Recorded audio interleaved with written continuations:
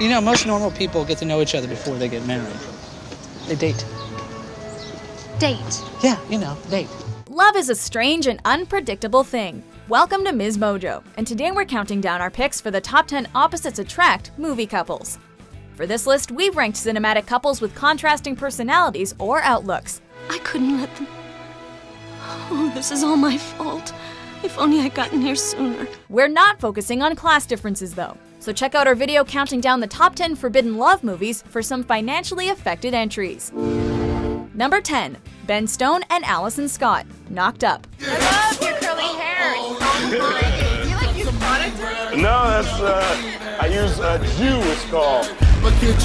They're the perfect example of what happens when a one-night stand goes wrong. Alison is a determined professional who's very focused on her job. Ben, on the other hand, is carefree and likes to smoke the odd joint. They meet on an alcohol-fueled night out, hit it off, and have sex. After a slight but significant misunderstanding, the condom is tossed aside and pregnancy follows.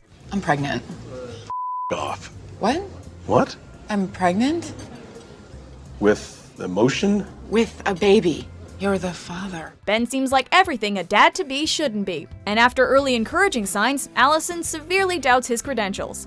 But the couple oddly complements each other, and even if they can't see it at first, there's a positive, happy relationship there somewhere. And I don't know what you're talking about. Number 9. Harold Chasen and Maude Chardin, Harold and Maude. You sure have a way with people. Well, they're my species. The terms boy toy and cougar often float around in rom-com circles to describe any relationship with an age difference between the male and the female. But there's nothing quite like the generation gap between the sprightly youngster Harold and his 79-year-old lover Maude. I understand. A lot of people enjoy being dead, but they're not dead, really. They're just backing away from life. In this early 70s dark romantic comedy, the central characters meet through a mutual hobby, the attending of funerals, and their differing outlooks on life soon become clear. Like some licorice? No, thank you. You're welcome. Even though she's lived longer, Maude hasn't become jaded and maintains a positive view. Harold, however, is quite the opposite. By throwing all social norms out the window, the couple helps bring happiness and clarity to each other's lives, despite the endless naysayers. One more little surprise that I hope will make you very happy. Oh, Harold. I am happy. Number 8. Mark Darcy and Bridget Jones, Bridget Jones' Diary. And the verbal No, diarrhea. I like you very much. Just as you are. These two are so different, you could write a book about it. And Bridget does just that. This 21st century woman has a heap of pressing and painfully funny problems on her plate, not the least of which is finding Mr. Right. Don't wanna be all by myself anymore.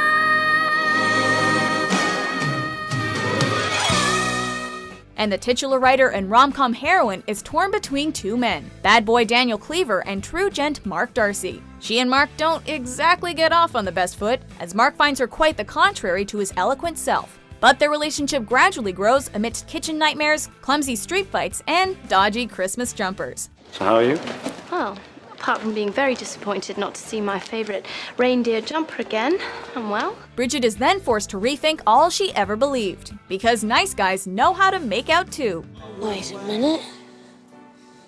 Nice boys don't kiss like that. Oh yes, they do.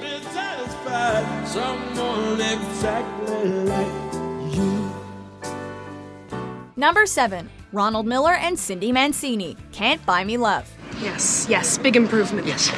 Okay, Donald, we're ready. Nerds, jocks, and cheerleaders are age-old school divisions, but Ronald Miller is intent on bridging the gap, even if it costs him $1,000 to do so. Buy your telescope yet?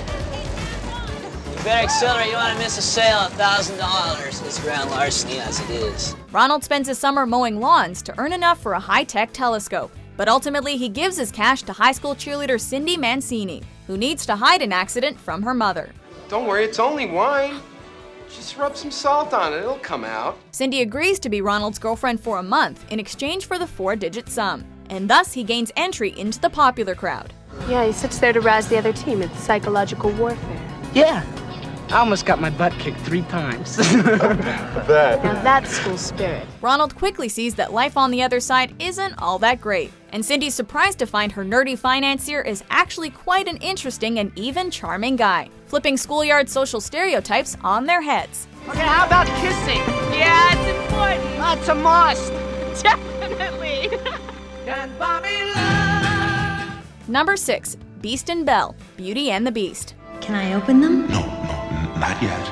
As the only animated couple to make this list, Beast and Belle are Disney's interpretation of a seemingly impossible romantic dream. But as this classic film tells us, we shouldn't be deceived by appearances. Belle may be a commoner, but her beauty is almost divine, and she could have her pick of any regular prince, or at least the town heartthrob. You know, Belle, there's not a girl in town who wouldn't love to be in your shoes. This is the day... This is the day your dreams come true. The titular beast is a man cursed to be a creature, who carries more than a little emotional baggage. But somehow Belle and Beast bring out the best in each other, getting to know and love each other through snowball fights, books, and dancing. It's a tale as old as time and a love story to enchant the ages. Tale as old as time, song as old as rhyme, Beauty and the Beast. Number 5. Joel Barish and Clementine Krasinski, Eternal Sunshine of the Spotless Mind. I guess I thought you were humiliated. You did run away after all. I just needed to see you. Our next couple fits the opposites attract bill by their very casting, with the famously frantic Jim Carrey and Golden Girl Kate Winslet taking the lead. But the Hollywood rulebook was completely thrown out the window, as it was Carrey who played the shy guy, while Winslet wowed as a free-spirited extrovert and the picture-perfect manic pixie dream girl. And I'll get bored with you and feel trapped because that's what happens with me. Joel and Clementine's story is of an unexpected love encountered on a long-distance train journey. Despite their many differences, the pair seem strangely right for each other. However, it isn't until we delve into Joel's memory that we find out exactly why that is, and learn that relationships, no matter how rocky, are always worth remembering. You don't trust me. Constantly talking isn't necessarily communicating. Number 4. Harry Burns and Sally Albright, When Harry Met Sally. That is just like you, Harry. You say things like that and you make it impossible for me to hate you. There's just something that always seems to draw these two together, no matter how hard they try to deny it. After Billy Crystal's Harry and Meg Ryan's Sally graduate in Chicago, they carpool to New York City, beginning what becomes a lifelong habit of discussing love, attraction, and relationships with each other. What I'm saying is, and this is not a come on in any way, shape, or form, is that men and women can't be friends because the sex part always gets in the way. The only problem is the two never seem to agree, and countless arguments ensue. In fact, the one thing they have in common may be their stubbornness. You're high maintenance, but you think you're low maintenance. I don't see that. Harry, ever the nonchalant smart aleck, knows exactly how to push the picky Sally's buttons. But circumstances continually reunite them for what seems like a fated romance. We just hope Sally's really enjoying it, and not just faking. I'll have what she's having. Number 3. Danny Zuko and Sandy Olson, Grease. Danny, is this the end? Of course not. It's only the beginning.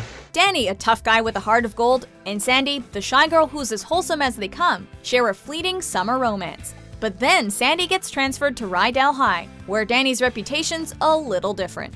Summer loving had me a blast. Summer loving happened so fast. For T-Bird turned lovebird Zuko, it's all about keeping his cool. But Sandy wants to see more of his romantic side. At times, those summer nights seem very far away, but when all's said and done, they're willing to change to win each other back, with Danny turning jock and Sandy taking a page from the Pink Lady's book. Sandy? Tell me about it, stud. Finding they definitely want each other, this relationship is so unlikely and so perfect, they need to invent new words to describe it. Chang, chang, changing and changing up. We'll always be like one. Wow, wow, wow, wow. Number 2. John Bender and Claire Standish, The Breakfast Club. So you just stripped to the things that you know. Shopping, nail polish, your father's BMW, and your poor, rich, drunk mother in the Caribbean. Claire and Bender are 2 of 5 high school students dragged into an all-day Saturday detention and told to write an essay. Claire's there for skipping class to go shopping. John's being disciplined for causing a false fire alarm. What if your dope was on fire? Impossible, sir. It's in Johnson's underwear. You think he's funny? As if that's not different enough, wait till you get to know them. Claire's the stereotypical it girl who cares about how she's perceived, and John's the archetypal rebel who seemingly couldn't care less. I've seen finger gestures from such a pristine girl. Not that pristine. The whole group would never usually hang out, but in close quarters, Bender, Claire, and the rest break all the social rules. Even if we only get a glimpse of the blossoming love between the criminal and the princess, it's something we'll never forget.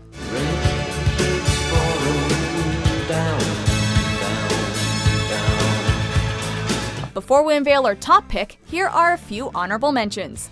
So as a scientist, you do a lot of research? Always. And what sort of research would you do on me? Nocturnal activities.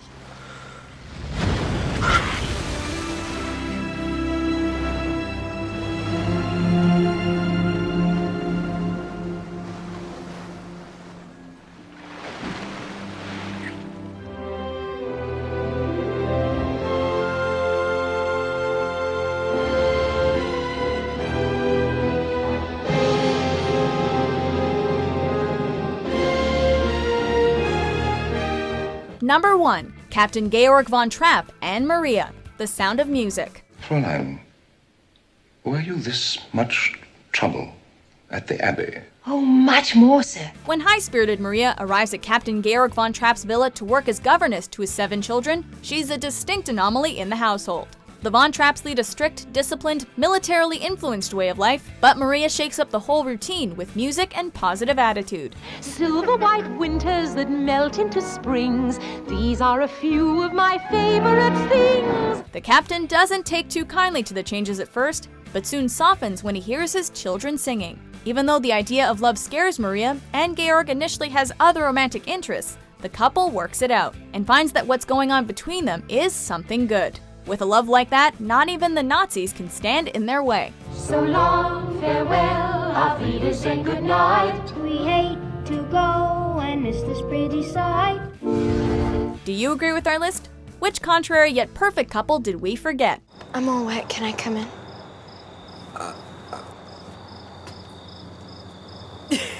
For more unexpected top 10s published daily, be sure to subscribe to MsMojo. You know how you said before how your parents use you to get back at each other? Wouldn't I be outstanding in that capacity?